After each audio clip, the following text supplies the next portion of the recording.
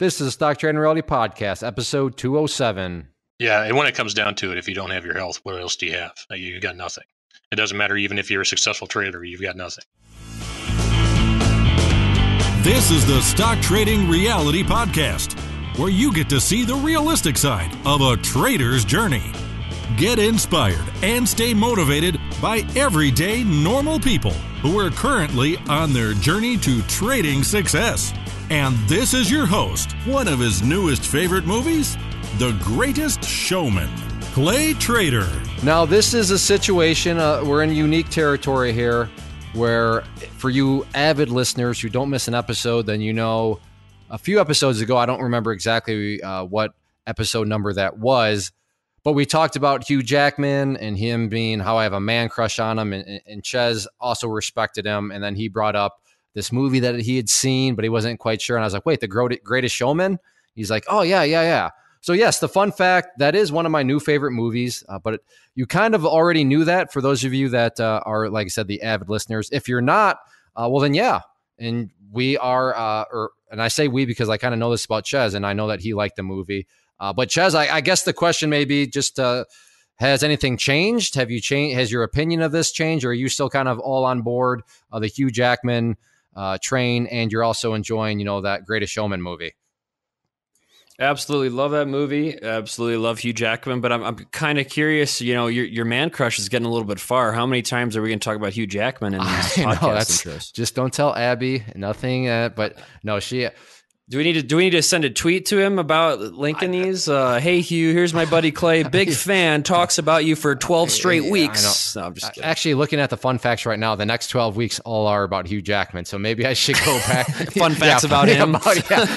That's not a bad idea. Maybe we'll turn the fun facts and it's just Hugh Jackman grew up in Australia. I think that's not a bad idea. Did you know that, Ches? No, I definitely didn't. I'm not sure why you do, but I'm glad you do.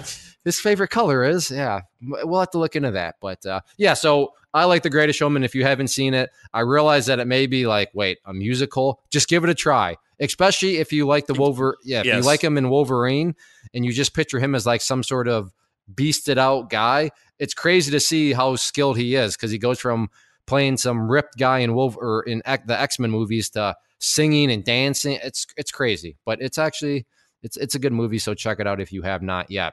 As for our interview today, I had a really good time with it. We talked with a police officer, and I make a few confessions up front, but it was a great wisdom-filled interview, even though he's not necessarily trading right now. But as you'll discover, given he is a police officer, it gives him certain kind of unique views on the world, and which translates into trading, which I'm confident, especially one about when he shows up on some social media sites and his kind of police officer instincts and what he sees really kick in. And I'm convinced it probably saved him a whole lot of headaches and stress, and probably saved his pocketbook some too. But even though he's not necessarily trading, we like to talk with people at any stage in their journey. So yeah, he's not trading, but don't look at it as, well, then there's nothing I can learn about this. No. Are you somebody that hasn't traded yet? Are you somebody that's super new in your trading? Then there's something that I think you could probably take away from this. And even if you have traded and you trade all the time and all that, there's still some unique angles here that I think you can pull from the interview. So without further ado, let's talk with Orville. Orville, welcome to the show. Thank you. Now, I was going to confess this to you at first, but I thought I'll just make it public. And I don't know where Ches stands on this. Ches is as cool as a cucumber, so he's probably not even faced. But I'm a little nervous, not because I have a criminal record or anything, but I know you're a police officer, so I'm a little intimidated right now, knowing that I'm talking with a law enforcement official. Ches, are you? Where do you stand on this issue? Are you nervous at all? Or are you just like, whatever, it's not a big deal? It's not a big deal because I live on the block in my town that has all of the police officers, one state trooper, and one sheriff. So I am fully comfortable around law enforcement. Clay, I know you're just a big criminal, so that's why you're actually nervous. So I know that the whole criminal record thing was actually a lie. I have a rap sheet, so Orville can probably already. He's probably got like. If you can, I tell you what, Clay. If you think you're nervous, you ought to be one of my daughter's boyfriends. There you go. See, I would be very nervous if I was one of your daughter's boyfriends. So yes, that's a good point.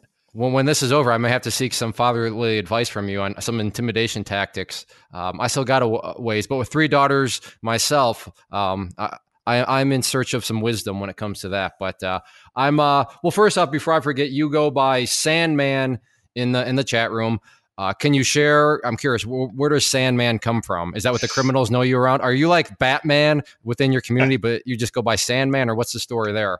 No, actually, that comes from time in the military. It was a certain occasion years ago when I was up at Fort McCoy with the National Guard, and during a PT physical training session, we were out playing volleyball, and for whatever reason, I just ended up face down in the sand again and again and again as we were playing this game. I kind of got my nickname from that. But did you get up and up and up every time you fell down? Oh, absolutely. Well, there we go. He's here doing this podcast, isn't he? So he must have gotten out of the sand at some point. That's true. That's true. And I do want to actually give you a little kudos. Thank you for explaining. I actually knew what PT meant, but what I always find comical when you talk with people that have served or are serving, they just assume that us civilians know what all their abbreviations stand for. So I did WI this and XYZ that, and then we had to go to PRSD 32. So thank you for telling listeners what PT actually stood for, because I always give my brother-in-laws a hard time about that. It's like, listen, I don't know what any of that means. Stop talking to me in letters. But so thank you. We're all the military tends to live on acronyms. Acronyms, that's the word. Yeah, I am well aware, but that stood out immediately because you actually said what PT was. But awesome, man. Well, I'm excited. You've been around for a while, and I know you went. Well, I don't want to offer up any spoilers, but I'm curious to hear more about your story. And also, before I forget, thank you for volunteering to come and be on the show. Makes Chuz and I's life, much easier. So, where did all this? Actually, can I call you Sandman? I don't know what I'm going to call you. Can I go back and forth, or is that going to throw you off? No, either one is fine. Okay, because I really like your name, Orville, but I just know you as Sandman, so it's kind of. I hated it's funny too, because I hated that name when I was a kid. You can imagine growing up with a name like that. But now that I've become an adult and gotten older, I kind of like it, because how many people do you know that have that name? So it's kind of easy for people to remember who I am once they figure out what my real name is. No, and that was kind of, I got used to, in art class growing up, okay, next week we're going to learn how to mold clay. And then everybody turns around and looks at you. It's like, yeah, right. Yeah, that's, yeah. But being named after dirt's not so bad. I've grown to like it. But so Orville, where did all this start for you? Where did you first hear about the markets? And kind of how did that all play out to the point where you got interested to the point of maybe wanting to get, hands-on with it? Sure. So I guess it'd be back in 1996, late 96. I got hired as a state contractual employee for a program run by the National Guard Bureau in Illinois. It's an at-risk youth program, and they kind of put kids who are at risk, 16 to 18-year-olds, through like a boot camp experience, and they try to advance them at least 2 grade levels in their GED and whatever. But I was a state contractual employee for that. I started off kind of what you would think about it as a drill sergeant for that, and then later on I moved on to the security aspect of it. But being a state contractual employee, there really weren't any employment benefits. There was no health insurance, no retirement plan or anything, except for they offered what they call a 457 plan. So it's a tax sheltered plan where you can put money into a list of mutual funds that they give you. And that's kind of where I first got my exposure to investing for the future. As soon as I started there, they offered that. And I said, well, sure, why not? I'll throw $50 a paycheck into it. It'll come out before I ever get paid. And that way I won't even miss it. So I did that for a while with that program. And then I remember it was a couple of years after I started there that I happened to file my taxes one year with H&R Block. And as part of the tax return I got, they offered to set me up with an IRA.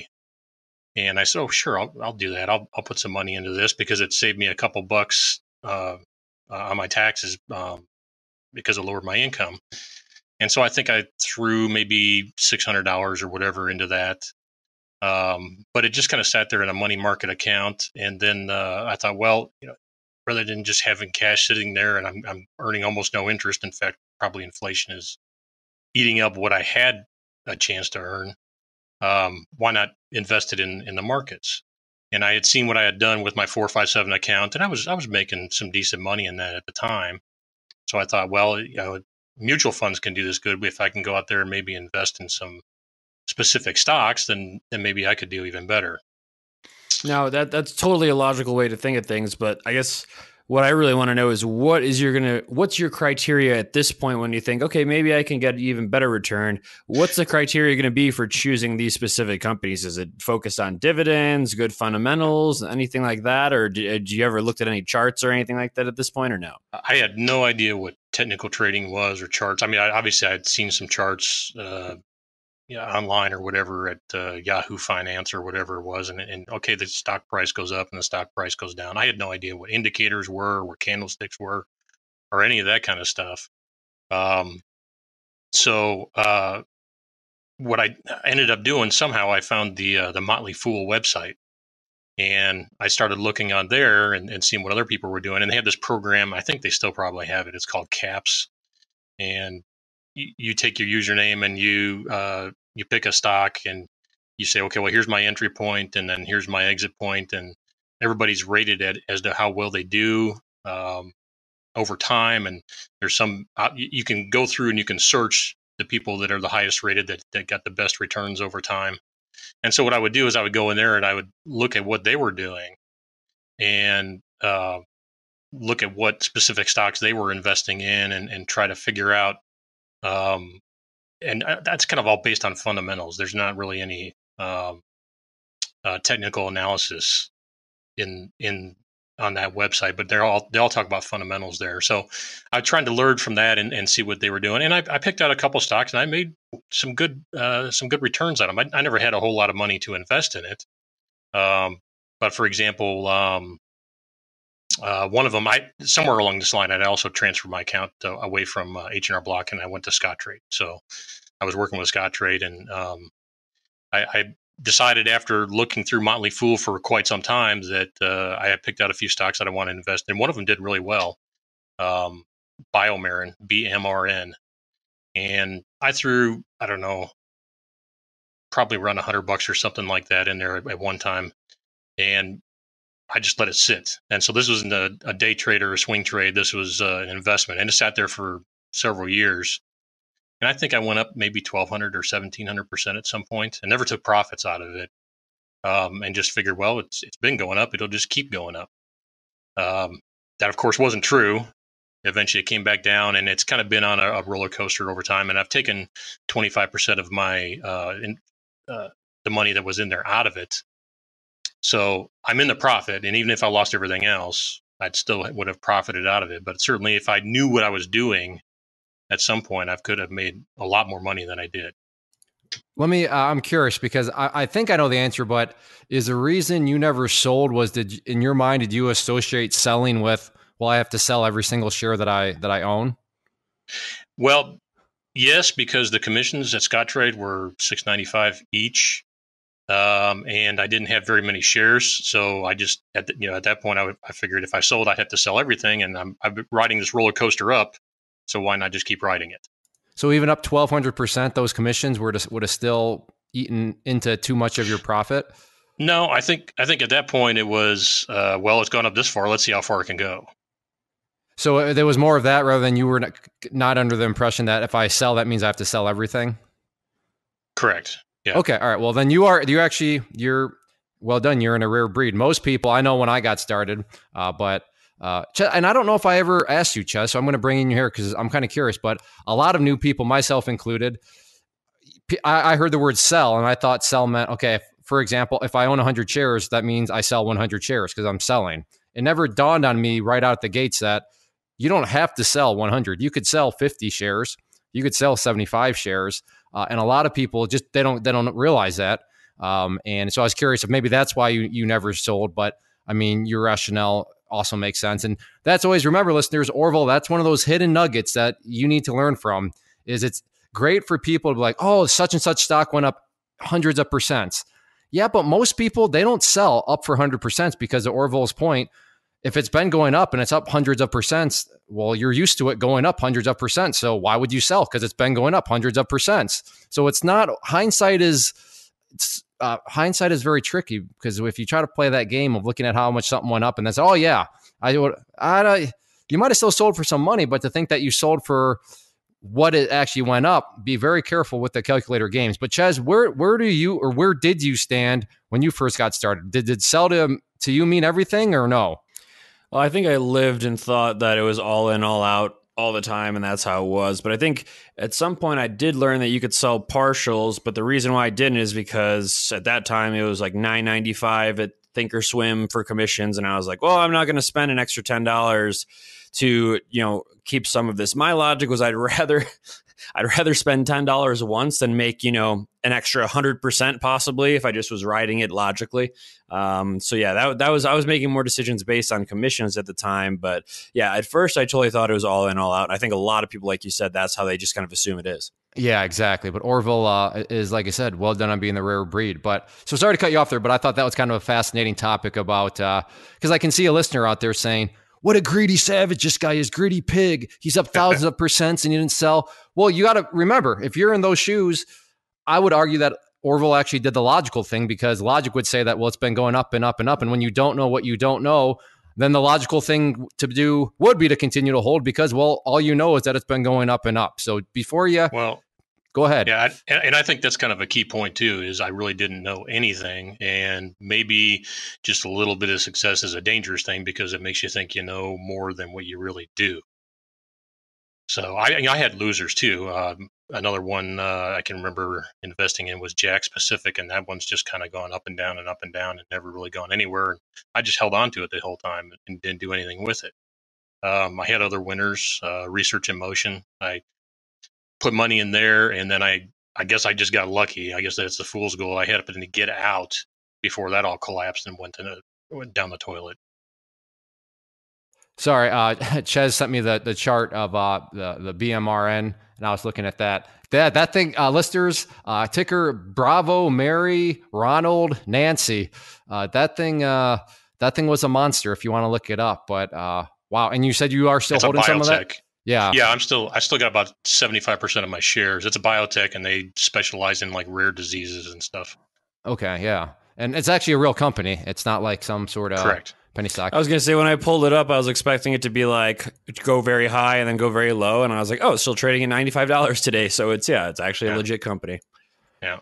So you were going through this one, and then I kind of derailed the conversation. But so, I mean, you still hold that one, but I guess at a core, Motley Fool, did that strategy ultimately work out for you, or was it a wash, or did you come out ahead? Because I would say, I think it only worked out for me for the sense of luck or fool's gold. That's it. Because there's so many losers out there too, and probably obviously in the market, I would argue that there's far more losers than there are winners, and I'm looking this from the long standpoint only.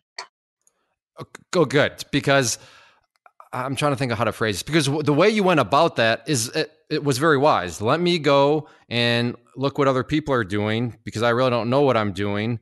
So, and this Motley Fool service has, track records where people are picking the way you explained it. So I'm thinking, okay, but that's kind of what a lot of people, that's essentially what is offered today. I mean, this was back in the 90s, but even today, the same thing. Hey, come follow my service. Look at my track record. Look at my results. Come follow me.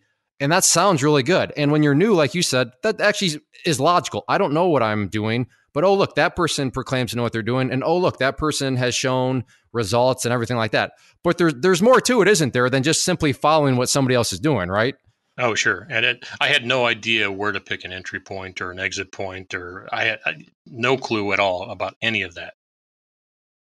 And it's one of those where you get in and then you don't know when to get out. You get in and you don't even know. I guess the best way to put it is, would you agree there's just still a lot of gray area? Even though you're kind of quote unquote following somebody else, there's just still tons of gray out there. Is that a fair summary of what you think was kind of tripping you up? Absolutely. Okay, so where did you actually go from that point, though? I guess maybe the better question would be, how long did this Motley Fool type phase or what have you, how long did that last? And then where did you go from there? Well, I probably, over a period of maybe a year, I just bought a few stocks here and there, had some winners, had some losers. Luckily, my winners far outpaced my losers, but I realized that I really didn't know what I was doing. And so then I just kind of left it alone for a while. in 2003, early 2003, I actually got deployed to Iraq. So I was gone for 18 months. And of course, that took me entirely out of the game. And then a year after I got home from Iraq in 04, I got hired my current job, which at the police department.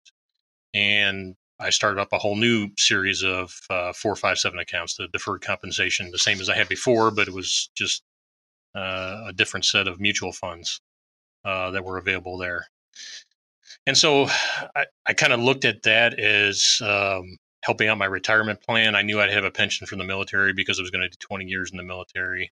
I knew I'd have a pension from the police department. My wife, at the time, she was working for a hospital, so she had a 401k and a 403b. And I stuck as much money out of my paycheck as I could into that 457 account because I just wanted to pad my retirement, knowing that I had guaranteed income when I retired, but I wanted to have something else there. And eventually I got kind of interested in, I haven't done anything with these accounts. They've been sitting in Scottrade for years and years. I hadn't even logged in for years. I had no idea where any of those stocks were. I just kind of left them there. And so I decided I wanted to go back and check up on them. Was pleasantly surprised I had made some money. Okay, Orville, I'm gonna be rude and cut you off because I'm curious. So that's where we're left off. Chess, help me remember. He checked his Scottrade account and quote was pleasantly surprised. But you made a comment of I wanted to pad my retirement. I wanted to. You were focused on retirement. Is that a safe statement on my part? Yes. So why? What? I mean, what was your thought process? And I asked because you see the statistics out there these days, and it's very scary. People don't even have close to enough retirement, and it's it's absolutely crazy. So what? I mean, because there could be somebody listening that maybe that'd be great if we could turn on the light bulb of, oh crap, maybe I should start thinking about retirement. So I mean, did something happen? Is that a way you were brought up? But what had your mind on retirement? Because I love how you're saying you were just looking to pack as much money away in retirement, whereas in this day and age, it seems like people are looking to pack as much money away into the newest iPhone or something like that. So I mean, right? Do you understand what I'm trying to get at? Is what had you in that frame absolutely. of mind? Okay, I don't know. I guess I've always kind of been that way. When I was young, I really had no money at all, and so I kind of know what that's like. Is to come from a place where, I can remember one year where when my wife and I first got together, we lived on less than $12,000 a year. So, that was back when I was in college. It was the very early 90s, but still, it's scary to not have anything to fall back on. And so when I was given the opportunity to start putting money away for these things, then I packed away as much as I possibly could. Right now, I'm still putting into my 457 accounts, and then I put almost $1,000 a month in there. And combined, we have almost 200,000 saved, and that's in addition to all of our pensions. So awesome, man! That's good motivation.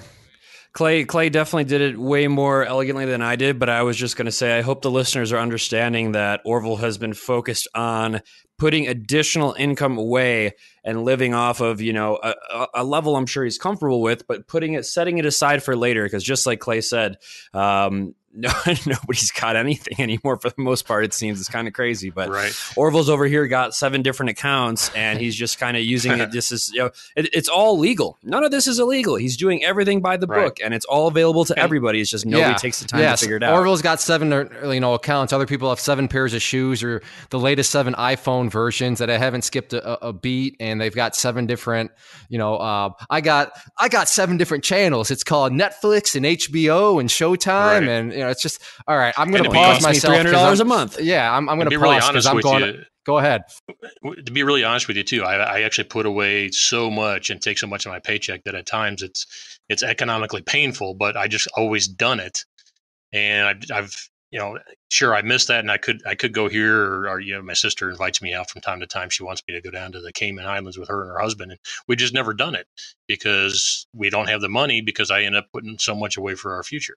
Well, let me ask you this, because I know what people are going to say. Well, what's the point of living? What's the point of making money if you're never going to enjoy anything? But do you have peace of mind? Oh, sure. I mean, we bought right when we got back when I got back from Iraq, we bought a house. It was our first house. Just this past year, 2.5 years ago, I bought a brand new truck. I bought my wife a new car. this past spring. We bought a travel trailer. It was used, but we got a fantastic deal on it. And just early this month, I bought myself a brand new motorcycle. So it's not like I'm not living. We do things, but again, I really have a focus toward the future. And I think, I mean, I don't want to speak for you, but it sounds to me like we're a lot alike in the sense of you understand that there's a value in simply something called peace of mind, being able to go to sleep at night and not worried about. And, so sure, listener, well, geez, I'd rather go to the Cayman Islands. Okay. But in this day and age, a lot of people would throw a Cayman Islands vacation on the credit card. And I hope you have a really good time, because when you come back, that bill follows you back. And to me, that doesn't sound very peace of mind. When you, and then the interest is working against you. And then the interest is working against you. And then all of a sudden, these are the people that, life is so unfair. Are you sure it's unfair? I'm pretty sure nobody forced you down to the Cayman Islands on a credit card. But well, that's awesome. So I'm glad you brought that up. And so you can see, listeners. Can you tell? I'm okay. Okay, Orville. See, you can tell he's a cop. He's manipulated me. He's forcing me on these tangents that just make me want to stand up on my soapbox. So, Ches, feel free to wrangle me down anytime. But Orville, well done. Focusing on your future. You can still live a happy life because you can still buy stuff, but you also have that added bonus of just peace of mind, knowing that you're not going to have to be mooching off your kids someday because you didn't save up for retirement. But well, anyways, hopefully I can leave them something. And that's a great goal. That's an admirable goal, because at this point, anyways, Ches, you take it back over, or else this is going to turn into just people are here for trading stuff. Not. I know. I knew you were going to go on a rant the minute we started going on it, but I was going to make the same point. So I'm glad we're on the same page. But all right. So Orville, you are logging into your Scottrade account. You haven't checked it in years, and you said you're pleasantly surprised. So I would assume pleasantly surprised means up a handsome amount, because I don't think I'd be very surprised in a happy way if my accounts were down a bunch. Yeah, sure. Like I said, I had Borrowmere, and that was a big winner. I had bought and sold much earlier. I had bought and sold Research in Motion, and so that was locked in as profits, and used that to reinvest. And I had some losers. I think HLX is like Helix Energy Corporation or something like that. That was a loser of mine at one time. That was years prior, but everything had sat there for quite a while, and I think I can't remember how many percent I was up in total, averaging over all my buys and sells and what I still had in there, maybe 600 or 700%, something like that. And I can't log into Scottrade anymore to check, because of course they're gone. They are. And so I got interested in the markets again, and I went back to my old standby. I went checking Motley Fool and kind of saw the same things I saw before, and realized, well, I had some winners, I had some losers, and I understood that I just kind of got lucky. And then what I didn't want to do was to blow up my account and lose the progress that I had made. And so I started looking around, and I know, Clay, you're going to laugh at this one, but somehow I came across StockTwits. And so I got on StockTwits, and that's like the Ivy League. I'm not going to laugh. That's the Ivy League of social media when it comes to trading. So, I mean, nothing can go wrong there, right, Ches? But it has a happy ending. Now I'm interested, because now we're going to find out Orville has like 7 million followers on StockTwits, and he's one of the leading. Oh no, okay, all right. So I'm looking around on StockTwits, and I'm just kind of laughing to myself at all these people, and just a pumper message, just one after another after another. And for whatever reason, somehow a couple of the messages that flashed across my screen, and I don't even remember what stock ticker they were on, was Clay Trader did this and Clay Trader did that, and Clay posted a video about this stock, so everybody should go short it. And I'm thinking to myself, well, who's this Clay Trader guy? And so I did an internet search, and of course that brought me to your YouTube videos, and so I started watching a few of them. And I tell you what really impressed me about that was you're not afraid to post the videos of where you have a losing trade. And that, to me, demonstrated character and integrity. And that's what really got me interested, and ultimately got me to sign up for the inner circle. So I guess hats off to you, Clay, for having the integrity to get out there and put that information out there, because that seemed genuine to me, where everything else that I was finding out there in the internet just seemed like a bunch of garbage and pumper and, as you say, the Lamborghini lifestyle. Yeah, I appreciate the feedback. And that I really do, because sometimes, I'll be honest, I don't care. Judge me if you will, listeners. But it's once in a while I'll get worn down. I'm just like, because Ches and I in the customer service behind the scenes, we see so much stuff where it's like life would be so much easier if we just told people what they wanted to hear and just kind of created the illusion of things. I mean, it'd be very easy to just not post those losing things. So thank you very much. I appreciate that because that gives me the willpower to just keep on doing it because some people actually do appreciate it. But and I know very much. I mean, that was really what pushed me to join. If it hadn't been for that, then, I probably would have kept trying to watch more YouTube videos from other people, but that's what really got me here. Awesome. So you, actually, before I forget, you stumbled on StockTwits and then you made the comment that, and I just came across a bunch of people pumping and a bunch of pumpers. I mean, did you ever fall for that? Or maybe a better asked question would be, how did you know that they were pumpers and that they were just playing games? Because a lot of people, and I'm waving my hand right now, you can't see me, but I mean, the pumpers got me to think I was going to become rich and on a stainless steel muffler company, penny stock. So, I mean, how did you just, what gave it away that these people were just pumping and trying to play you games? Maybe somebody can learn from your observations and you can save them the trouble. I'm going to guess that maybe just my background in law enforcement and kind of recognizing when people are feeding you a line of BS and it's just so blatantly obvious there. I mean, everything is going to the moon and it's just ridiculous what you see there. So I just kind of used StockTwits for a little bit of humor, and for whatever reason, like I said, it ended up leading me here.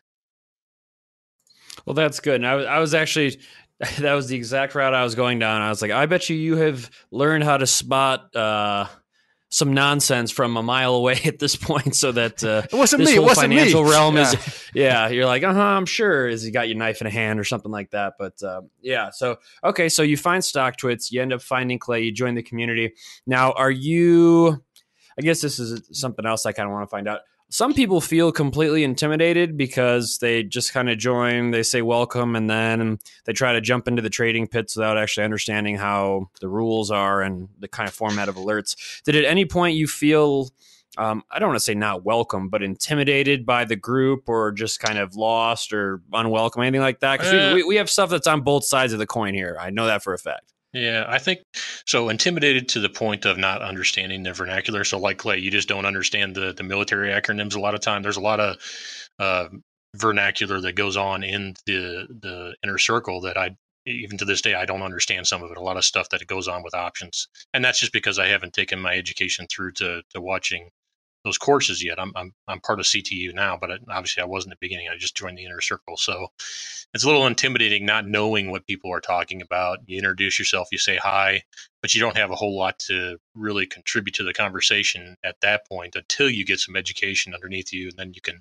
have a common area where you can speak with people and understand kind of what they're talking about. Gotcha. And so I guess what I always try to find out, did you join the inner circle? Did you start trading off of the alerts that were made? And for context out there, listeners, we do not give buy or sell alerts. We look at charts and that's all we do. So I'm glad to hear that you didn't just start throwing money at it, because we've had some people like, hey, I joined an hour ago and thanks for this alert. I just put my whole account in and we're just like, oh goodness, please stop. Please pump the brakes. So I'm glad you didn't. I mean, obviously you have enough sense. That's very clear. That just seemed kind of ridiculous to me to do something like that, because I realized I didn't know what anybody was talking about anyway. But so I figured it was worth a $99 investment after, like I said, watching the YouTube stuff and especially seeing Clay's losing trades on there. And so I joined, and I was around for a month or so, and just watching everybody talk about things in there, I had decided that, okay, well, this is pretty legitimate, and I want to learn. So I had made the decision that I was going to buy CTU, but then I had some credit card debt that I wanted to get rid of first. That kind of made sense to me to get rid of that before I invested in this, because that's a guaranteed return. I'm not paying that interest on that money anymore if I can eliminate that. And one day, I don't even remember the member's name anymore, but one day, a new member showed up and came in, and I want to say that he was accusing Clay of having a group of people go and short stocks to manipulate the stock price or something like that. And I've been around long enough. I'd seen enough YouTube videos from Clay and seen enough activity in the inner circle that I was satisfied that this was the real deal. And for whatever reason, that just ticked me off. And I said something to kind of tell him off in the inner circle. And I said, you know what? I clicked the button, and through my PayPal account, just paid for the whole CTU right there. And I remember Clay coming back saying, well, you just went beast mode on all of us at that point. So that's how I got into CTU. I do remember. I don't remember all the details. I remember that too. But I remember a broad sense that Sandman was just kind of around, and Sandman, I mean, he seemed like it's just Sandman. There he is again, and then all of a sudden, like in a blink of an eye, oh, Sandman CTU all of a sudden. Alrighty then, and I that's what I remember about you joining, was not the exact context, but just it seemed like it happened. So that does make sense hearing you tell it now, where you're just like, you know what, boom. I was like, because that's how it came across. But that was I don't know, probably about a year ago now, or oh yeah, okay. Yeah. A year ago. Okay. So where did things go? So from that's that kind of where I fell into the trap, though.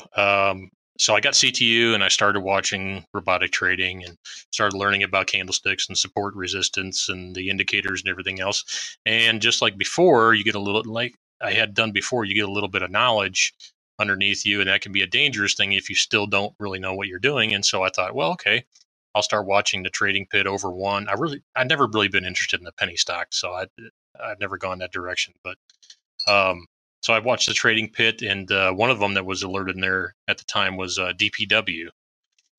And I, without a full understanding of what people were talking about when they were making the alerts on that one at the time, and this is back during the Bitcoin craze, kind of, so people have to understand what was going on. And DPW was supposed to be involved with power supplies for these machines that got Bitcoin or whatever it does. And so without having any idea of risk versus reward or an entry point or an exit point, no really plan in place, I went out and I bought some shares of that, and I kind of watched it ride up, and I said, okay, well, I'll set this stop loss here. And I was in the money for a little bit. And this would have been a day trade that I was looking to do in my Scott Trade account at the time. And I watched it go up a little bit, and then it started coming down, and I thought, well, I think it's going to go back up again. And so I progressively lowered my stop loss and just watched it go all the way down to the point where I was losing money in the thing, and kind of got frustrated with it, and just kind of walked away from it that day. I think I stayed in DPW for the better part of a week and a half or maybe 2 weeks, and it finally went back positive again for me. And then I set a really tight stop loss under it and got stopped out. And then I ended up making a little bit of money on it, but I don't look at that as a good thing. I look at that as just kind of reinforcing either bad habits or reinforcing with myself that I could make money and have no idea really what I'm doing. And I did that with DPW and I think a couple others. No, and those are great lessons, because a lot of people could look at that and in their heart of hearts, they know that they're screwing around and making stuff up. But just with the way the human mind works, they somehow would justify it of, yeah, that was the plan. And, that was all skill. And they parlay that into, doing another trade. So good on you for realizing that. And I mean, I'm trying to think, because Ches, DPW, was this before it made that huge move, or is this kind of afterwards? Because I do remember that one making I think it was right when it was making that huge move. That's when it happened. Okay. So when that was all, when it went from 20 cents or 30 cents to 250 or 650, that was when Bitcoin was trading almost over at 20 grand. So yeah, it was at the heyday, the absolute peak. Okay. Nailed the top. Right. Yeah. And that was just dumb luck, nothing else. Yeah, I mean, at least you're in a Bitcoin stock. That makes a little bit of sense. I mean, I was in freaking stainless steel mufflers. There has not been any stainless steel muffler booms in the past 30 years that I'm aware of. So how I got sucked? Oh, I'm bringing it back. Yeah, I mean, maybe that'll be the next bubble, stainless steel mufflers. But at least we're in some sort of bubble-ish area. But so I mean, you clearly realize that you're making money, but like you said, that doesn't necessarily mean that you know what you're doing. So I mean, did you tap the brakes there, or where did things pick up from that point? So I wish I could say that it was my intelligence that stopped me before I got myself in trouble. But what happened was I ended up taking a promotion at work and shifted my focus away from trading entirely. And it was right around the same time there that my Scott Trade account got transferred over to TDA. And I've actually never logged into my TDA account. I've got money in there. I've got the same shares as I had in Scottrade, but to this day, I still haven't logged into that TDA account. I've done no more trading since that time. And so I just kind of focused on my career because that's what's providing everything right now. And that's, I see myself doing that, making a 30-year career of it. And so I can maximize my pension.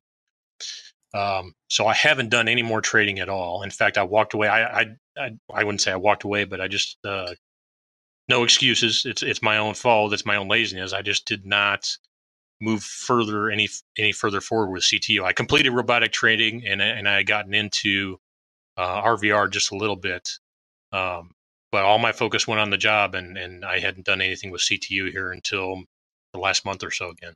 Well, I mean, I get why you're saying what you are, but I would also argue it always becomes a matter of, you know, time management, risk in the sense of, okay, I can spend my time doing this being continuing to focus on learning how to trade and learning how to do all this.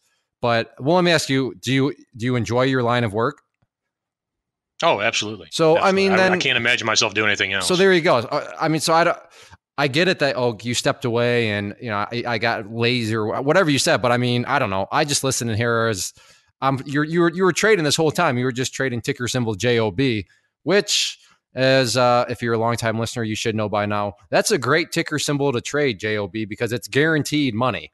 Assuming you're not doing something shady, then yeah, it's going to be a guaranteed paycheck that shows up. And when you're so good at trading JOB that you're getting you're averaging up into the position, meaning you're getting promotions. I mean, Ches, yeah, I would assume we're on the same. And if you're doing shady things, you're just giving job security for Orville so that he can bust you. So keep it up. It's called the circle of JOB. Yeah, exactly. Yeah. So I mean, I did notice because I mean, you're just Sandman, and Sandman that's a great and of course you've always had the same avatar, so that just helps that much more. But I did notice from Sandman just disappeared, Tombstone, yeah. And but I mean that makes good sense to me. I it's kind of a buzzkill because I'm like, oh, we'd like to have you around, and but I mean I get why that's I would not be able. I certainly paid all the money for CTU, so I wasn't going to abandon it entirely. That was never the plan.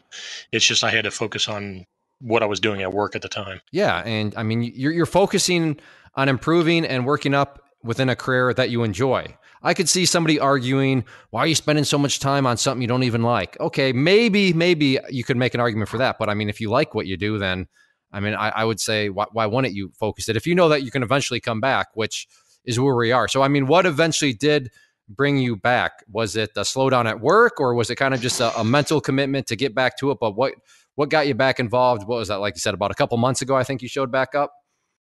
Yeah.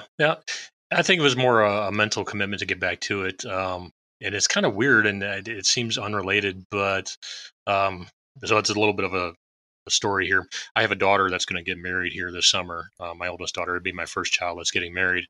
And as part of that, her and her fiance wanted to lose some weight. So my wife and my daughter and her fiance and I, we all went on this Whole30 diet. And it worked out really well for us. Being on midnights and working a law enforcement job, you tend to pack on the pounds. And so I put on a little bit more weight than I wanted to. Here recently, I'm down 30 pounds now from last October. It's amazing what eating real food does for you, huh? Yeah. What it does, if you're not familiar with the Whole30, it basically avoids all processed grains and any kind of sugar, high fructose corn syrup, all that kind of stuff.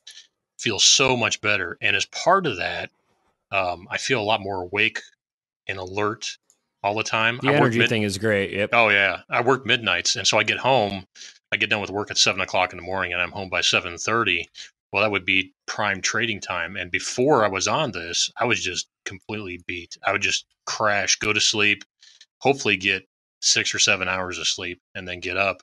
But by that time I do that, the trading day is over. So that's kind of where I got away from even looking at anything. Was I was just so tired all the time during the active trading day that I really couldn't look at anything anyway. And then when we went on this diet, I get home and I'm wide awake until 10, 11 a.m. and get good sleep. And then when I wake up again, I'm wide awake again. So it's a huge factor for me going on that diet.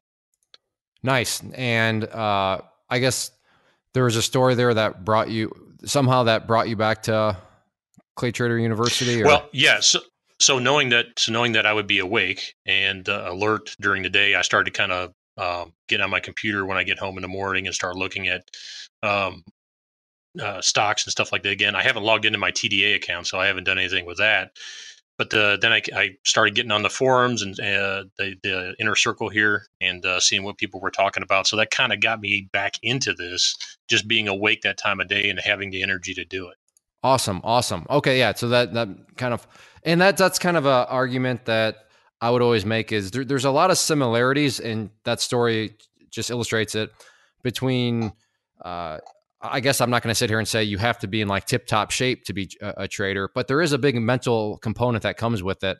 And to Chez's point, and like Orville was just saying, if you get your body right, if you get your health right, if you get your diet right, if you get kind of in a healthy spot, it's amazing the energy that all of a sudden shows up. It's amazing how you feel differently, and that does translate into your productivity, not necessarily as a trader, but in life.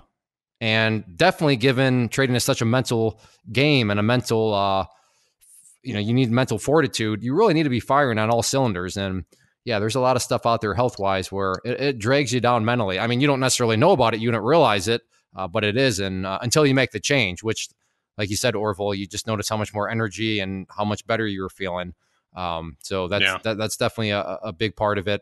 And so, yeah, thank you for sharing that, because I think that's a very real world situation of now, again, Orville, myself, no one's saying that if you get healthy, you're guaranteed to be a successful trader. We're not saying that, but I think you can make a strong argument that, hey, get yourself healthy, start to get yourself healthy, and you're giving yourself that much more better odds to succeed as trading, because with a healthy body comes with a healthy mind. And when you have a healthy mind, given trading is such a mental mind game, you better show up as healthy as possible. Were you going to add something in there? Well, yeah. And when it comes down to it, if you don't have your health, what else do you have? You got nothing. Exactly. It doesn't matter. Even if you're a successful trader, you've got nothing. Exactly. And that's, have you been sneaking behind the scenes of my new thing that I'm working on, Orville? Because that's the exact argument I'm making is, if you were to ask any sort of super wealthy person in bad health, what matters more to them, they're going to say, your business has been infiltrated by Orville. What did he hack it? Yeah, but that was beautifully said. Now everybody's going to think that I copied it off you, Orville. But I promise everybody, if you see something similar to what Orville just said, it was already there. But that's totally the argument I make is interview any super rich person in bad health and ask them which they would value more as far as wealth, monetary wealth or health wealth. And I, like Orville said, I mean, what good is money if you're sick in bed or you can't walk up the stairs without needing an oxygen machine? But all right, so we'll get back on topic there. You're great at derailing me. Yeah, this is good stuff. Sorry about that. No, that's so recently good. Here, since I took such a long break, it's been about a year away from CTO. I just started all over again. I've gone back through robotic trading. I've just about finished that, and then my intention is to move on, finish RVR. Eventually, I want to get to the point, I think, options kind of attract me, at least starting off with simple options. I like the idea of having a small known risk and being able to leverage that into larger profits. And that's kind of why the options part of it attracts me. So I've committed myself. I'm spending an hour every day at least going through and watching videos. And then the other things that have really helped me is the webinars. I've attended 2 now, and I think I'm learning as much from the webinar by watching you go through that as I am actually from the CTU courses. So that really helps. And then these podcasts at night, I connect my phone to my squad car through Bluetooth, and rather than just listening to the radio and listening to music at night, I listen to the podcasts.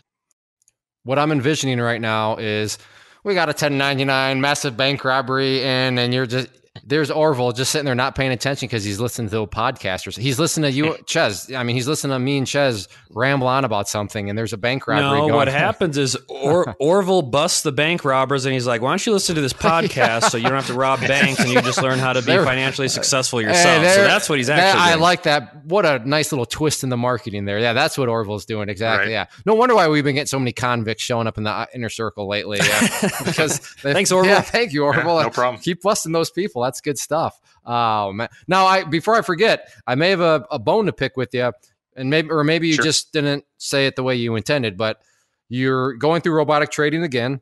Fine. And then you want to get back to RVR trading. Now, there is a course in between there called Robotic Trading Skill Sharpening. Is that part of your plan? Yes, you don't. No, yeah, I forgot about that. Okay, yes, I did that, and then I need to hit. I don't have the list up in front of me, but yes, I'm going to go through that again. Okay, cool. I just want to make sure that you weren't skipping around, because that's definitely one that'll annoy you, but it's an annoyance that'll benefit you. So good. I'm glad that you've gone through it already, or do you have plans to go through it? I had gone through it before, and you're going to go through it again. But I'm going to go through it all again. I find that going through it the second time, I'm getting a much better understanding of how all this works together.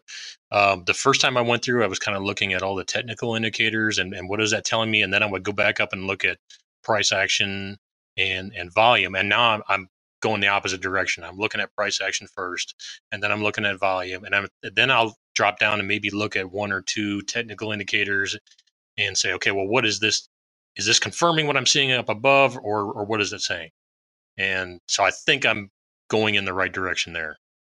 No, that sounds good. And I just wanted to make sure that you weren't skipping around and not doing, because I don't want any gaps. But that is, and I know Ches can relate to that, first time through. I mean, I won't sit here and say you have to go through everything double, but we've had lots of people that, upon second, the second tour through, there's just more stuff that you pick up because trading is hard because it's not complicated, but there are pieces that you have to understand first that are simple pieces, but you got to get the simple pieces in place. And then trading, it doesn't really need to become rocket science.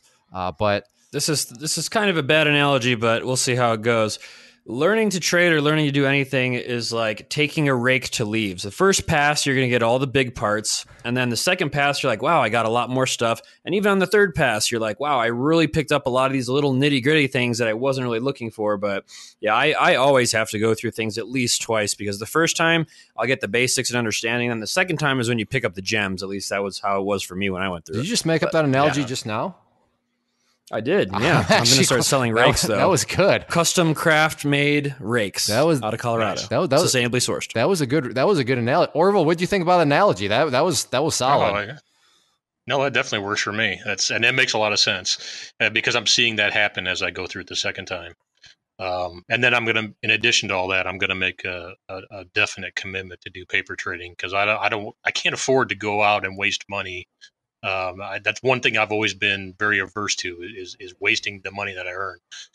My wife and I, we work very hard. We've got 4 kids. Most of them are grown and out of the house now, but we've worked very hard to get where we are, and to go out there and waste money, it really gets on my nerves. I'm glad to hear that, because unfortunately some people, apparently it doesn't when you see what they spend their money on, but we're not going to go down that rabbit hole anymore. Do you have any... And I don't think you mentioned this. I apologize if you did, but do you have any time frame in terms of, I want to be to paper trading by Thanksgiving, for example, or are you just kind of going with the flow? You mentioned you wanted to do an hour per day, which I think is solid. Some people are like, I'm doing 8 hours a day. It's like, okay, I appreciate the ambition, but I'm pretty sure you're not going to absorb what you need to absorb if you're going 8 hours a day. But an hour, I would say, sounds realistic. But I mean, do you have any timetables, or how does that area look? I think probably my daughter's wedding is scheduled for mid-June. I think right after that, I'd like to sit down, and once I get that done and paid for, I'd like to sit down and really make a good effort at starting paper trading at that point, and then just see where it takes me and figure out whether or not I've got a hang of this based on my success on that, and then make an honest evaluation as to whether or not I'm ready to start throwing real money at it again. Nice. And I'm glad that you are attending the webinars, because I think that'll be a good guide for you in terms of, am I ready? Because as you now know, with kind of the live quiz element that I try to turn those into, when I'm asking those questions, and you'll know if you're answering them right or wrong, that should also help kind of guide you in terms of, should I really be going on paper yet, or are all these questions just totally, throwing me off guard? Or, if I'm able to trick you with my tricks that I try to do every now and then, I actually, I kind of surprised myself. I was seeing this last one. I was actually seeing the breakdown coming, and was looking at it going in that direction. I'm kind of nervous about doing the short side of trading because the losses could be unlimited. Certainly, your broker's going to margin call you out or whatever if that were to happen.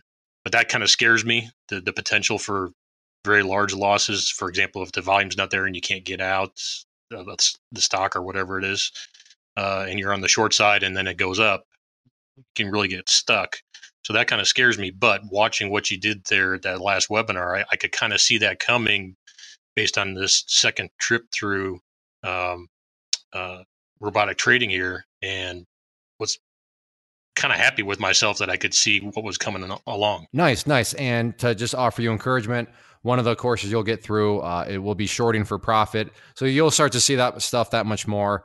But yeah, if you go back in the archives and all that. But I would say that what you've mapped out is logical. It's June's still quite a bit of ways away, but you'll have a great idea by the time June comes around. Like I said, go based on the webinars, and like I said, you're even surprising yourself by kind of what you saw. And that's good actually that that shorting scares you a little bit, because some people show up guns a-blazing and you sense that they have no fear when it comes to shorting. Not that anybody should be scared of shorting, but you do need to respect. You need to kind of respect it out of fear, because to Orville's point, losses are theoretically unlimited. So if you show up with kind of a Wild West attitude, you may get Wild West results, which are not going, which may have you robbing a bank because your account's gone, and then which may have you sitting in Orville's cop car, which may have you then listening to the podcast. So it would be like a full circle thing if you don't heed the warning. Right. So yeah, be scared. You can get your education one way or another. Yeah, exactly. Yeah, be scared of shorting, be scared of shorting, not to short, but just to respect it, and go about things in a wise manner, which you are definitely doing, and it sounds like you're not rushing.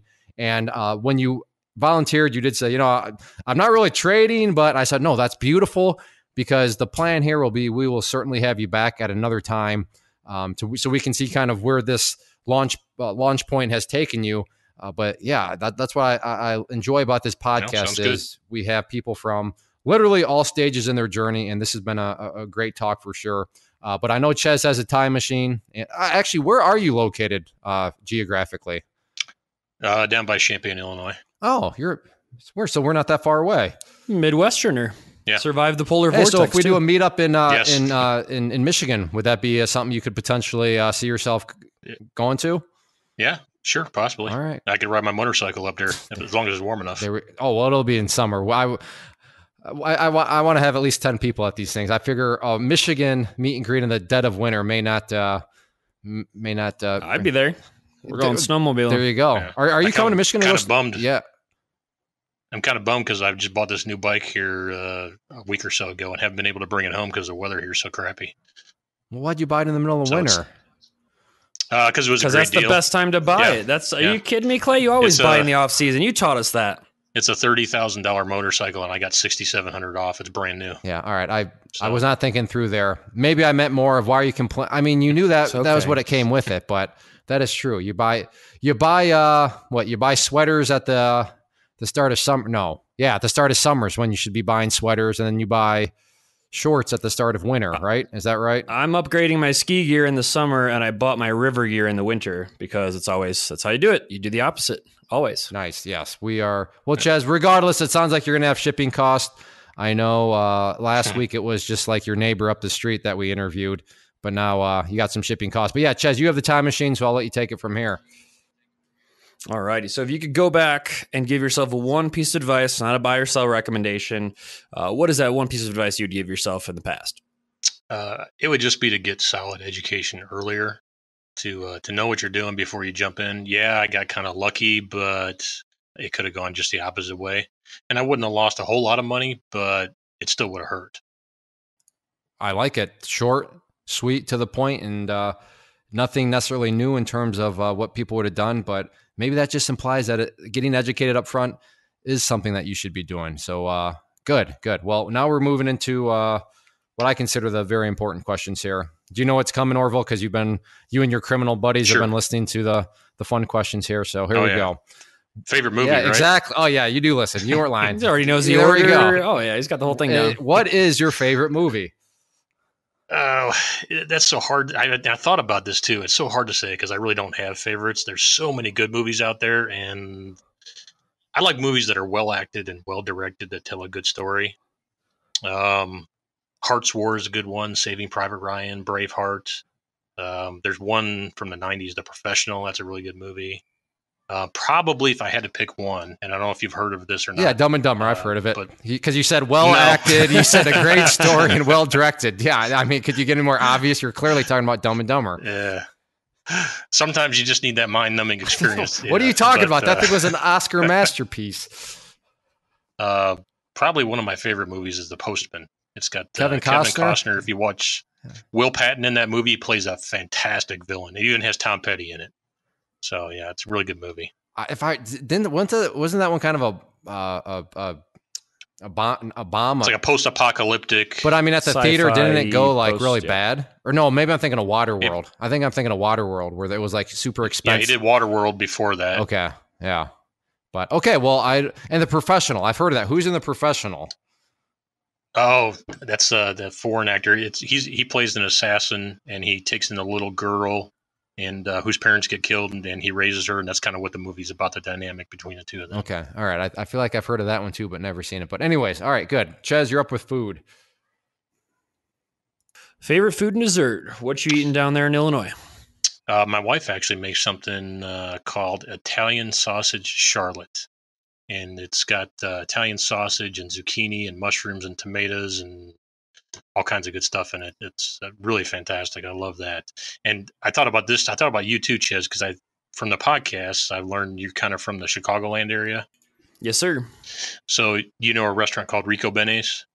Sure do. Oh, their steak sandwiches there are fantastic. I wish I was up closer there. I go there all the time. The breaded steak sandwiches.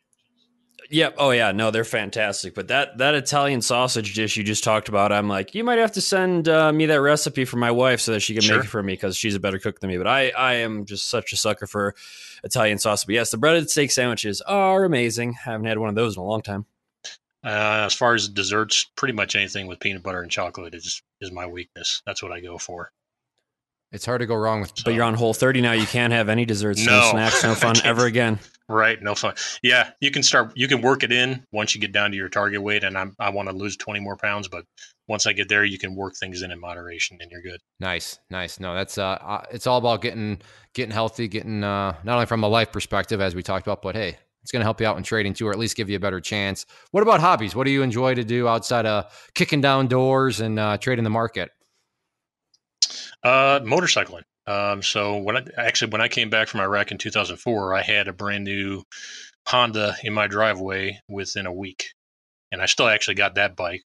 It's really hard to sell a motorcycle this time of year, but I'm probably going to have to sell that one now that I bought the new one. But my wife and I she's got her own bike now too, and we've done a lot of motorcycle trips. In fact, we're planning for our 25th anniversary to go and do the Alps and Lakes tour over in Europe, rent some motorcycles and go over there and spend 5 days on bikes. So that's what we enjoy doing. Well, I am very jealous of that because I got to do a motorcycle trip in just going around the U.S. And the next trip I want to do is Canada. And then I wanted to go to Europe and do the same thing. So that sounds like a fantastic trip. The beautiful thing about it, Clay, is, Orville isn't going to put any part of that trip on his credit card because he knows how to budget and plan. Hey, is Kelly going to go with you on that? Is she a motorcycle chick? Kelly's got her motorcycle license, but yeah, my neighbor just bought a KLR right at the start of winter here for a really good deal, and I'll probably end up getting an adventure bike at some point, but we're still doing home improvement stuff.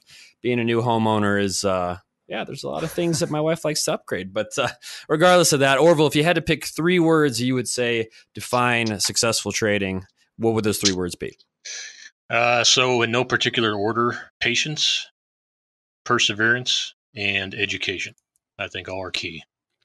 And I would agree. All those are definitely very, very important for sure. Well, Orville, we're just crossing that hour mark, and thank you for hanging out. And did we send you a mic? Yes. Perfect. Good. So we can have you back at any time, and you have no excuses because we now know you have a mic.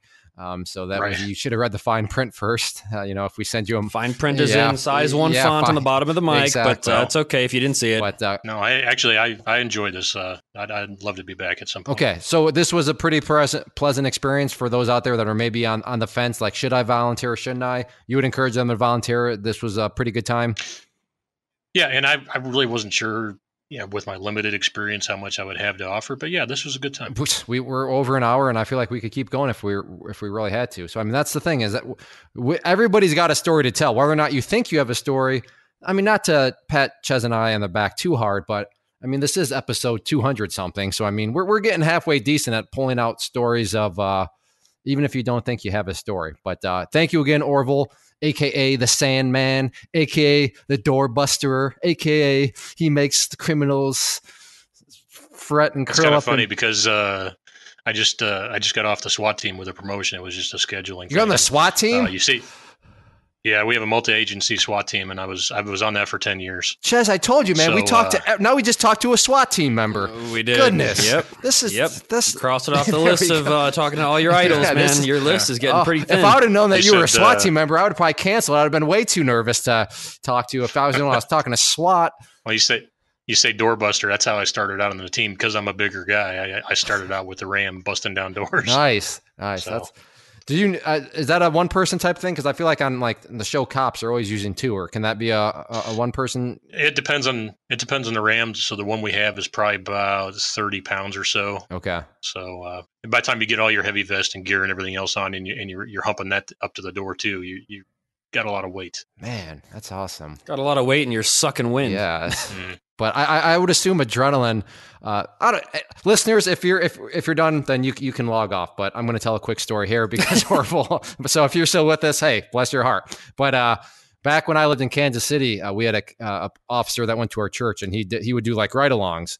So I went with the ride-along with him the one time, and he's like, yeah, you can walk up to the door. And I'll tell you what, I mean, it wasn't like it was some sort of shooting call, but some sort of call where you weren't quite sure what exactly was going on.